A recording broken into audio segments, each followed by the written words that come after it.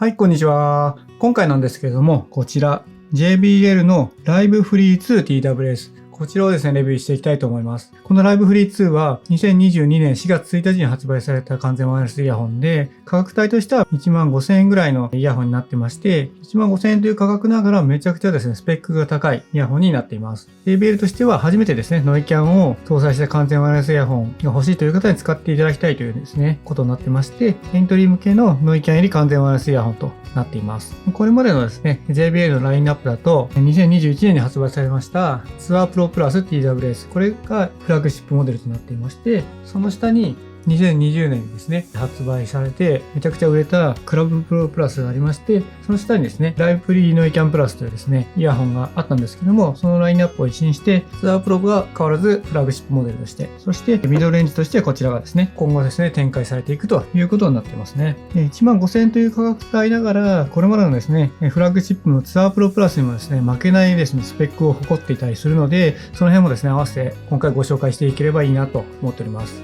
今回のこのライブフリー 2TWS は JBL を取り扱っているハーマンインターナショナルさんからご提供いただきましてレビューをしていくんですけども、今回ですね、やり取りさせていただいた担当者の方から良いところは良いと、悪いところは悪いと、忖度なしで存分に言ってくださいということを言われましたので、いつもよりむしろちょっと厳しめにですね、やっていければいいなと思っていますので、ぜひ最後までご覧ください。このチャンネルでは完全ワイヤレスイヤホンを中心にレビューや比較動画をアップしていますので、気になる方はチャンネル登録もぜひよろしくお願いします。それでは行ってみましょう。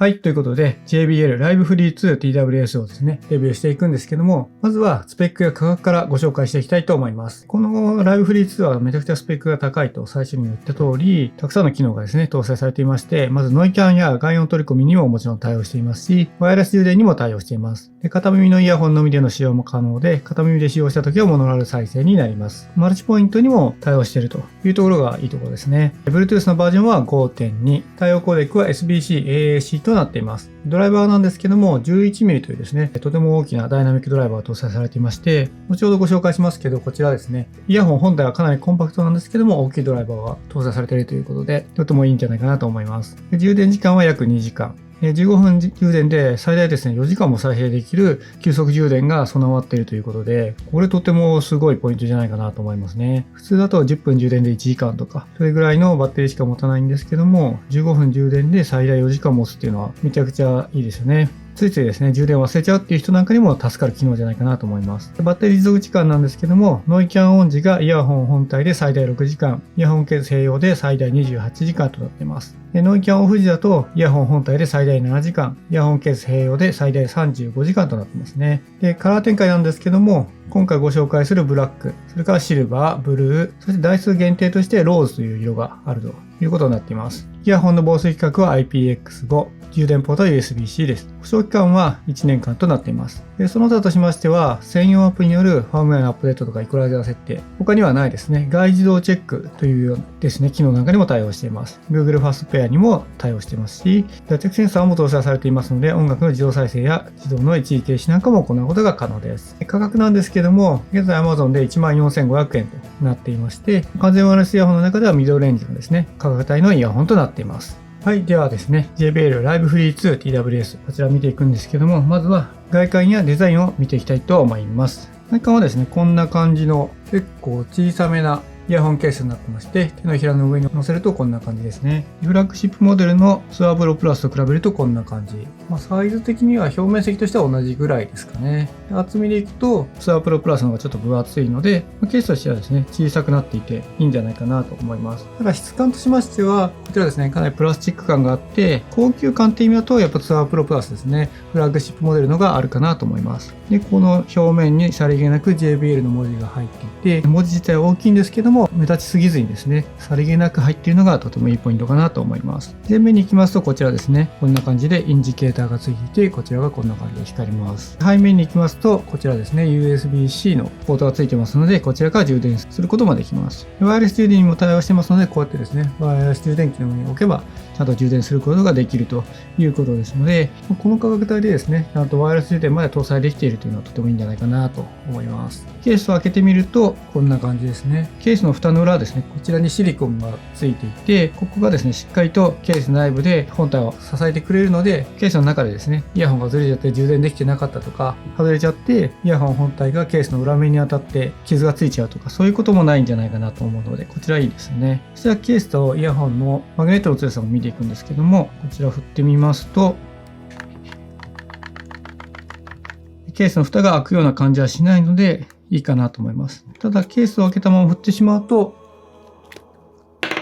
こんな感じですね。イヤホン外れてしまうので、ケース開けたままですね、雑に扱ったりとか、そういうことはしない方がいいかなとは思います。本体を見ていくんですけども、イヤホン本体がこんな感じになっていて、結構ですね、なんか豆粒みたいな形になっていて、でもかなりコンパクトなんですよね。こちらがとてもいいんじゃないかなと思います。表面はかなりキラキラしていて反射するようなんですね。今もいろいろ反射して映り込んじゃってると思うんですけども、これぐらいですね、キラキラしているという感じになっています。で、この JBL のロゴもですね、ケースと同じようにさりげない感じで入っているので、かっこいいんですけど、目立ちづらいですね、デザインですね。こちらいいんじゃないかなと思います。サイドに行くとこんな感じで、結構シンプルなですね、見た目になってますね。裏に行くとこんな感じになっていて、LR の表記があります。こちら脱着センサーが搭載されているんですけども、これパッと見ですね、脱着センサーどこにあるんだろうってちょっと分かりづらい仕様になってるんですが、なんかどうもこの前の方ですかね、この辺に脱着センサーがついているようで、どういう仕組みでですね、脱着を感知しているのかがよくわからないですけども、この辺触るとセンサーが反応するような感じがしていますね。イヤーピースを外してみると、こんな感じのですね、ちょっと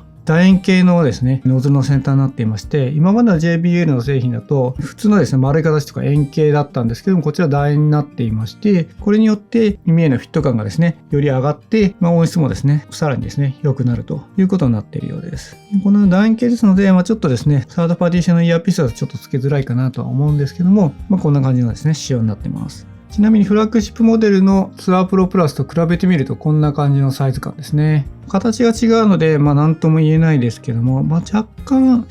どうでしょうね。ライブフリー2のが、こう見ると大きく見えますかね。縦というか、この高さとしてはツアープロの方が大きいんですけども、横のですね、この長さの部分だと、ライブフリー2の方がちょっと大きいかなっていう感じも見えますね。一昨年発売されました、クラブプロプラスと比べるとこんな感じのサイズ感になってますね。こう見ると、やっぱクラブプロの方がちょっと大きいかなっていう感じはしています。はい、そうしましたら重量も測定していくんですけども、まずはイヤホンケースにイヤホンをですね、入れた状態の重量となります。53.9g となりました。こちらは普通ですかね。一般的な、その他のですね、完全ワイヤレスイヤホンと同じぐらいの重さとなってますね。イヤホン本体両耳の重さが 9.6g となっていますので、片耳 4.8g ぐらいですね。こちらは軽いですね。5g 台ぐらいが普通ですので、若干軽めなイヤホンになっていて、後でご紹介しますが、耳につけててもかなりですね、軽いなというのを感じますね。そうしましたらサイズも測定していきたいと思います。イヤホンケースの縦がちょうど 50mm ぐらいとなってますね。ケースの横が 55.8mm となっています。ケースの高さが 29.3mm となってますので、ポケットの中にもですね、入れられるサイズ感かなと思います。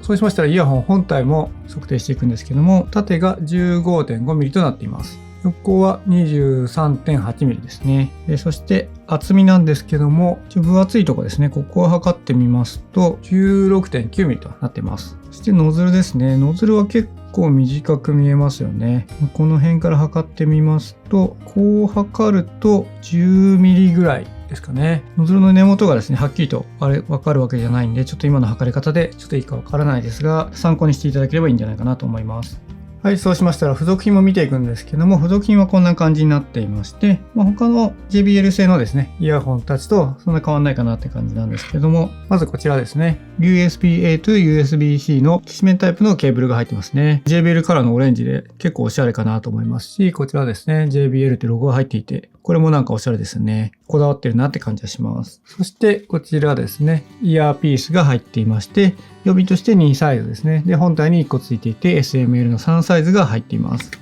そして書類ですね。がこの辺がいっぱい入っていて、メインがこちらかな。クイックスタートガイドというのが結構分厚いのが入っていて、簡単なですね、操作説明が入っています。こちらは日本語ではないですけれども、簡単な英語ですし、図もですね、結構しっかり書かれているので、読みやすいんじゃないかなと思いますね。こんな感じの付属品になっていて、シンプルなですね、付属品が入っています。はい、そうしましたら装着感についてご紹介していくんですけども、装着感ですね、これめちゃくちゃ良かったですね。フラッグシップモデルのツアープロプラスは結構ノズルが短くて、ピタッとですね、耳に密着するっていう感じではなかったんですけども、このライブフリー2はすごくですね、耳にピタッと密着する感じがあって、最初にですね、開封して装着したタイミングでめちゃくちゃ気持ちが良かったですね。逆にですね、朝一でフィットさせたいとかですね、そういう方にとってはちょっとですね、嫌かもしれないんですけども、私としてはしっかりと耳でフィットされてまして、もうずれる感じも全然ないですし、しっかりと固定されている感じがあって安心感ありましたね。もちろん頭を大きく振っても全然大丈夫ですし、クラブプロプラスとかツアープロプラスを使ってきましたけども、それよりも全然こっちのが個人的には好きなんですね。装着感となっていました。そんなにですね、耳の奥までブスって刺さってるような感じではなかったんですけども、気持ちがよくしっかりとフィットしてくれるという感じのですね、装着感になっていましたね。装着したところ写真で撮るとこんな感じに見えるんですけども、やっぱり表面がキラキラしているので、ちょっとですね、他のものが映り込んだりしてるんですけども、こんな感じになっていて、耳の中にしっかりと収まりますし、どっかにですね、当たっちゃって痛いとかそういうこともなくて、先日ですね、私、ちょっと新幹線に乗ってですね、地元に帰る時があって、その時にこちらでね、つけてったんですけども、そういう時に長時間つけていても全然ですね、痛いとか外したくなっちゃうとかですね、そういうタイミングもなくて快適でしたね。このライブフリーツールは結構コンパクトですので、なんか耳のですね、変なところに飛び出していたりとかそういうこともなく、しっかりと耳の中に収まってるっていうのがとてもいいポイントなんじゃないかなと思います。イヤホンを装着したところを前から見るとこんな感じに見えるんですけども、全然耳からですね、はみ出してなくて、しっかりとですね、耳の奥に収まっているので、これもですね、とてもいいかなと思います。これ耳のですね、横にこうはみ出ていると、やっぱ目立っちゃったりとかですね、なんかのタイミングで手がですね、この辺に行った時に外れちゃったりとか引っかかっちゃったりするので、そういうのがないっていうのはいいですね。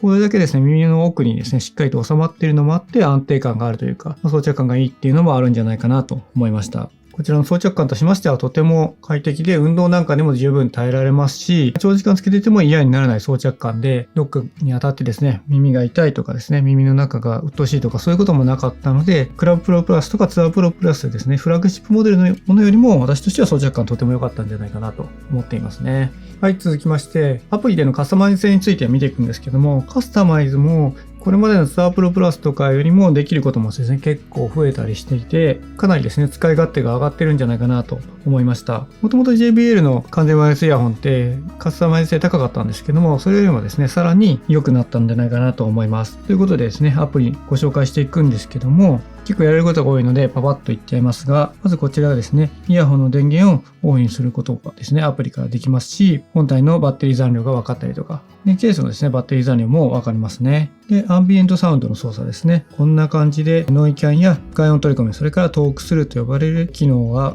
切り替えることができまして、こちらですね、ノイキャンや外音取り込みのですね、こちらの量の調整もすることができますね。で、ノイキャンに関しては、プラスでですね、新しい機能が追加されてまして、アダプティブノイズキャンセリングというですね、機能が搭載されています。こちら他のイヤホンでも搭載されているモデルがあったりするんですけども、周囲の騒音の大きさによってノイキャンの強さを変更してくれるという機能がありますね。これによって、バッテリーの持ちだったりとかも改善されるでしょうし、変にですね、効きすぎちゃうっていうことがないというものになっています。こちらをオフにしておいて、固定でですね、ノイキャンの強さを調整するっていうこともできます。ノイキャンマックスにしておいても個人的にはいいかなと思うんですけども、こんなようなですね、機能も搭載されてますね。それから音漏れの補正ですね。こちらも調整できますし、あと外自動の補正というものがあります。こちらですね、よくありがちなのが、音を出してイヤーピースがちゃんと合ってるかっていう機能はですね、結構あったりするんですけども、それだけじゃなくて、耳の鼻の奥ですね、鼓膜から耳の外の部分までですね、そこの外自動の、その外自動っていうのは人によって様々なですね、形をしているということで、そこをですね、測定して、外自動に合わせたノイキャンを調整してくれるというものになっています。こちらは結構ですね、人によって効きが違うようで、個人的にはちょっとですね、コードをですね、オンにするかオフにするかで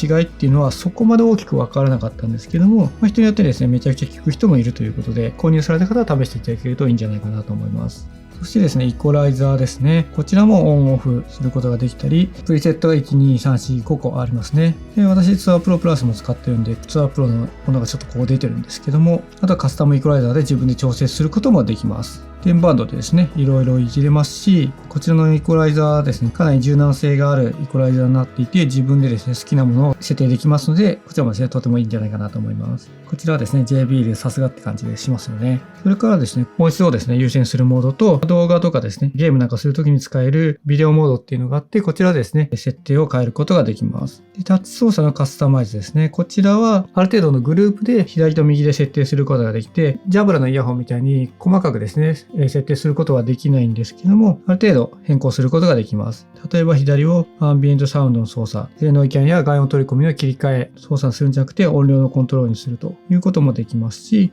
再生一時停止の変更をするようなこともできます。こちらはある程度のグループでこんな感じで変更することができますね。これが同じような感じで左右で設定することができます。で、こちらですね、ボイスアウェアという機能があって、即音機能ですね。ジャブラなんかでよくある即音機能なんですけども、自分が発した声をイヤホンで拾ってくれて、それをですね、フィードバックしてくれるということで、通話時なんかにとても話しやすくなるという機能があって、こちらもですね、昔なかったと思うんですけども、こんなのができてまして、これもですね、めちゃくちゃいい機能ですよね。そしてこちら自動再生一時停止ですね。脱着センサーを用いて、イヤホンを外したら一時停止する。イヤホンをつけたら自動再生するっていう機能もあります。で、ボイスアシスタントを何にするかっていうのも選べますし、で、音声をですね、英語にするか日本語にするか、他の言語にするかっていう切り替えも可能です。で、こちらですね。最適なフィット感をチェックするということで、イヤホンから音を流して、イヤーピースが自分に合っているかどうかっていうのをチェックしてくれる機能になります。こちらさっきのですね、外自動のチェックとはまた違って、こちらはイヤーピースそのものをチェックするというものですね。そのですね、アルゴリズム的にどういう違いがあるのかっていうのはちょっとよくわからないんですけども、外自動のチェックとこちらのチェックはですね、同じような音が流れてチェックしてくれるようなんですけども、やってることが違うみたいですね。イヤホンの本体を見つける機能ということで、音を出してイヤホンを見つけることができるということで、例えば家の中とかバッグの中でどこかに行ってしまった時に、これでですね、音を流してイヤホンをですね、見つけてくれるということで、一回やってみますけども、これ右ですね。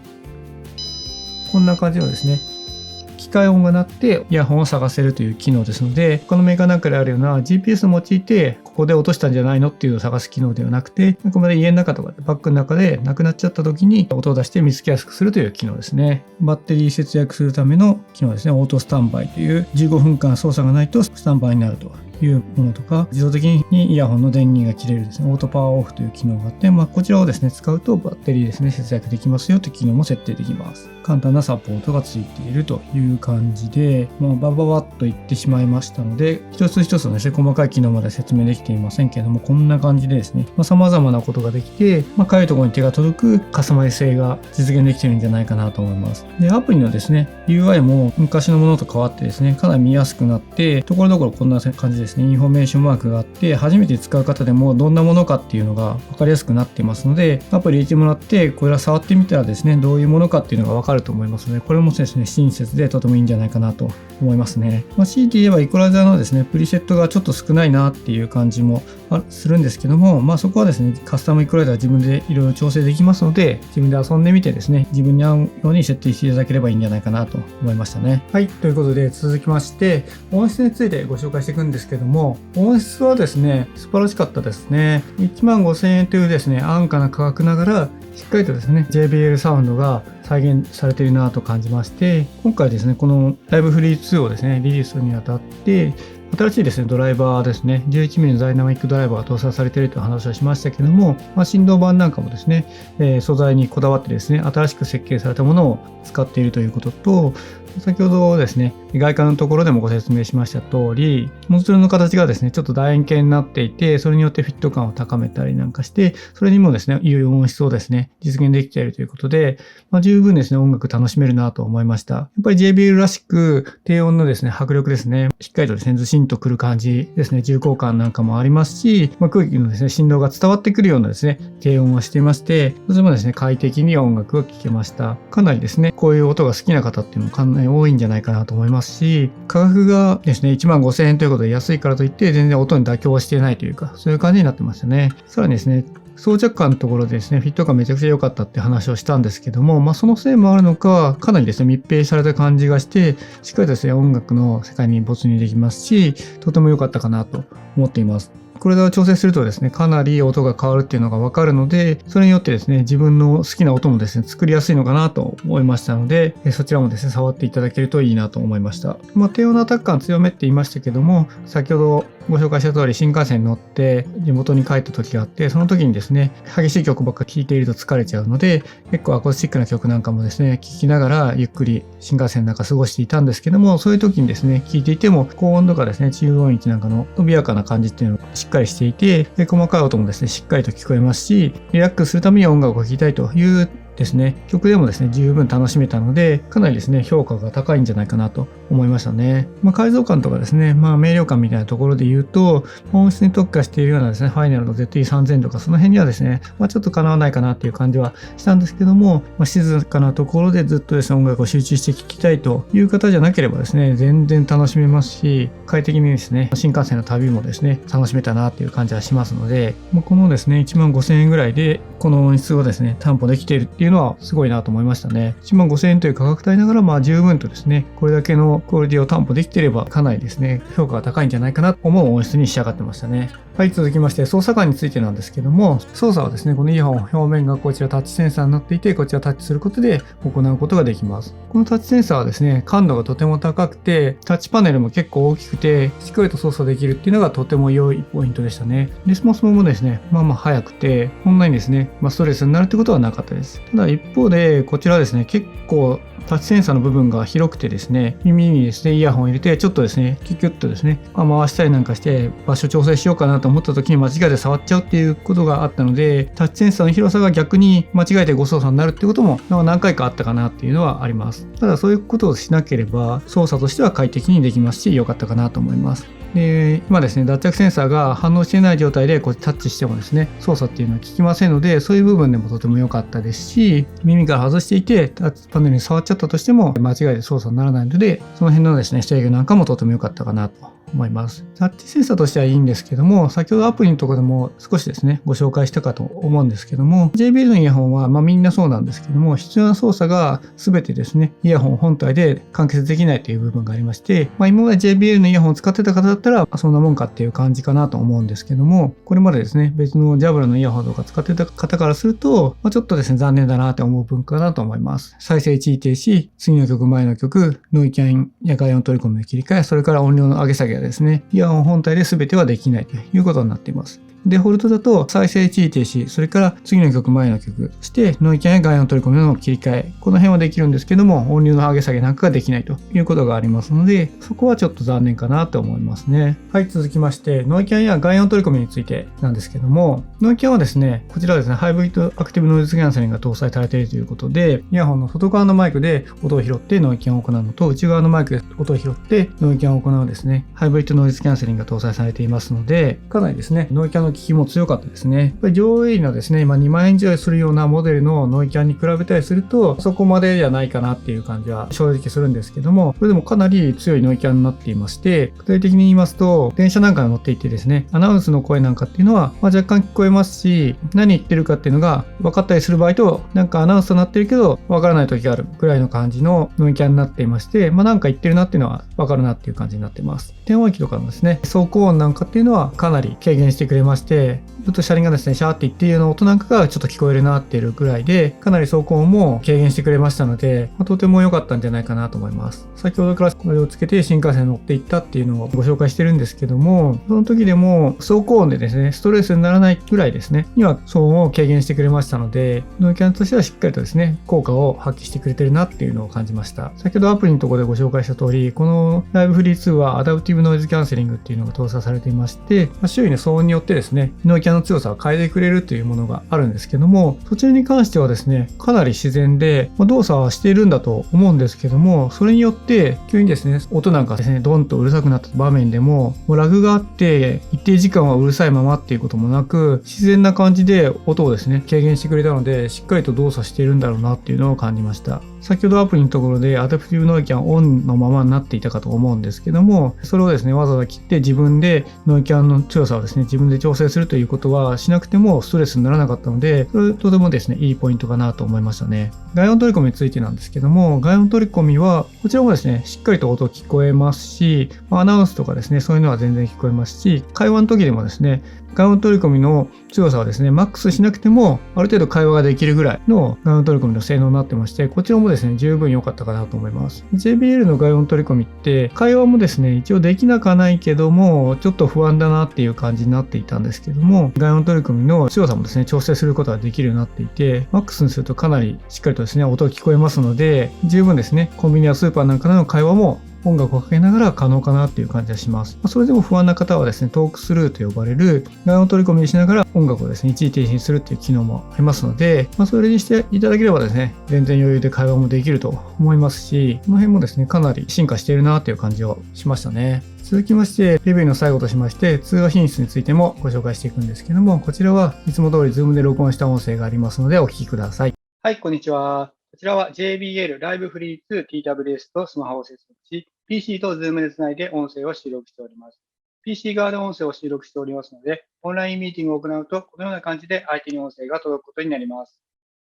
はい、いかがでしたでしょうか。通話品質はですね、若干なんか音が反響しているかなっていう感じはしましたね。いつもとですね、同じ環境で音をですね、録音したんですけども、他のイヤホンに比べると若干反響していて、結構なんか倉庫とか、なんかそういうところで撮ってるようなですね、音に若干聞こえるかなと思うんですけども、音自体はしっかりと聞こえますし、十分ですね、ビジネスでも通用するんじゃないかなっていう音質になってましたね。こちらですね、測音機能もですね、入りましたので、それも良くてしっかりとですね、自分が喋ってる音をフィードバックしてくれますので、より喋りやすくなって快適な通話ができるんじゃないかなと思いますので、反響していると言ってもですね、そのめちゃくちゃ反響していて、なんかすごく違和感があるというぐらいではないかなと思うので、十分ですね、ビジネスとかですね、オンライン事業なんかで発表しなきゃいけないみたいな時でも十分通用する通話品質になってるんじゃないかなと思いましたね。はい、ということでここまで JBL Live Free 2 TWS のレビューを行ってきたんですけども、ここからは気になった部分についてもご紹介していきたいと思います。まず気になった部分の一つ目なんですけども、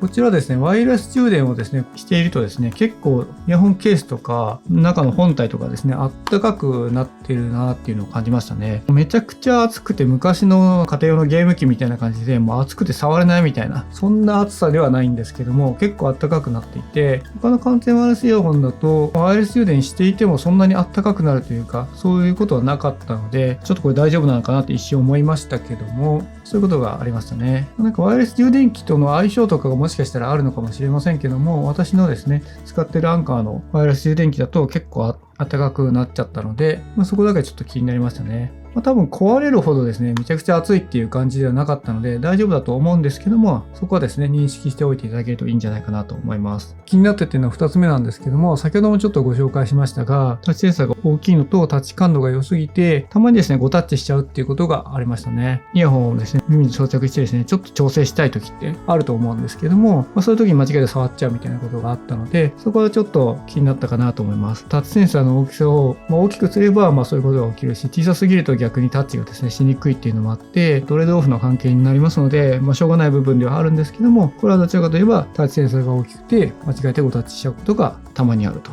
いう感じの作りになっていますので、よくですね、耳に装着していて、イヤホンをですね、ちょこちょこ触って調整しがちな人っていうのは、そういうのをですね、間違えてタッチしちゃう場面っていうのも多くなっちゃうのかなと思いました。ただ、装着感のところで言いましたけども、結構装着感良くて、そんなにですね、他のイヤホンに比べて、キュッキュッキュッ調整しなきゃいけない場面っていうのは少ないと思うんですけども、誤タッチすることが稀にあったということになっています。で、気になった部分の3つ目なんですけども、3つ目はですね、こちら、イヤホンケースからイヤホンを取り出すときに、若干取り出しにくいなっていうのがありましたね。このケースも結構工夫されていて、ここだけですね、このトップの部分が結構凹んでいて、ここがですね、掴みやすいよっていうようにですね、工夫されてるんですけども、結構イヤホン本体が結構ツルツルしていて、質感とかですね、触った感じはとてもいいんですけども、ちょっと滑りやすいなっていうのがあって、若干取り出しにくいなっていうのがありました。ケースを傾けて取ればですね、取るのにミスるってことはあんまないかなと思うんですけども、この部分を掴もうとすると滑っちゃうかもなっていう感じはしましたね。で、最後のですね、気になった部分なんですけども、こちらのですね、Live Free 2 TWS は対応コーデックが SBC AAC となっていて、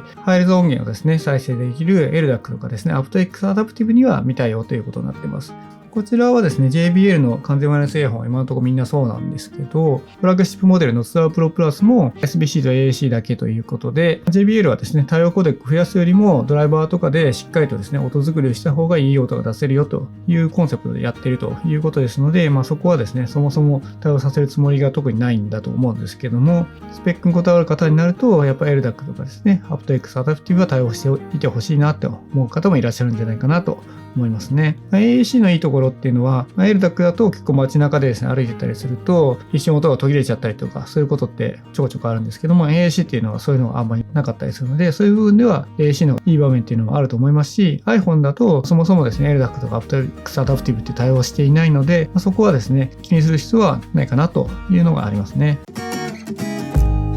はい。ということで、今回も結構長い動画になっちゃったんですけども、4月1日にですね、発売された JBL の Live Free 2のですね、レビューを行ってきました。JBL ってですね、もともとコスパが高いものっていうのが多いなという印象が持っていたんですけども、ツアープロプラスはですね、完全ワイヤレスイヤホンの中では結構高い方で、なんか JBL にしてはコスパがあんまり良くないなっていうのは個人的にはあったんですけども、今回のですね、この Live Free 2はですね、めちゃくちゃコスパが高くて、いや、これはすごいなと思いましたね。フラッグシップモデルのツアープロプラスよりもですね、できることが多かったりとか、装着感とかもめちゃくちゃいいですし、このですね、Live Free 2はですね、コスパも機能性もですね、妥協したくない方にはですね、自信を持ってですね、お勧めできるモデルになってるんじゃないかなと思います。ケースの質感とかですね、結構プラスチック感があったりなんかして、そういう部分で、ちょっと、って思う方もしかしたらいるかもしれないですけども、イヤホン本体はですね、結構ですね、このキラキラした感じとか、このデザインなんかはかなりかっこいいんじゃないかなと思いますし、個人的にはですね、結構お気に入りな1台になったかなと思います。この価格帯のですね、15,000円ぐらいのイヤホンって最近ですね、たくさん出てきていて、結構激戦区な価格帯になってきてると思うんですけども、その中でもかなり上位に来るですね、イヤホンの一つに仕上がってますので、気になる方は概要欄にリンク貼っておきますのでチェックしてみてください。はい、ということで今回の動画はここまでとなります。最後までご視聴いただきありがとうございました。この動画が良かったなと思ったら、グッドボタンやチャンネル登録もぜひよろしくお願いします。このチャンネルでは完全ワイヤレスイヤホンのレビューや比較動画を中心にアップしていますので、気になる方はこれからもチェックしていただけるととても嬉しいです。それから私はブログもやってまして、ブログでも完全ワイヤレスイヤホンのレビューや比較記事をアップしていますので、時間がある時にぜひチェックをお願いします。それではまた次回お会いしましょう。バイバイ。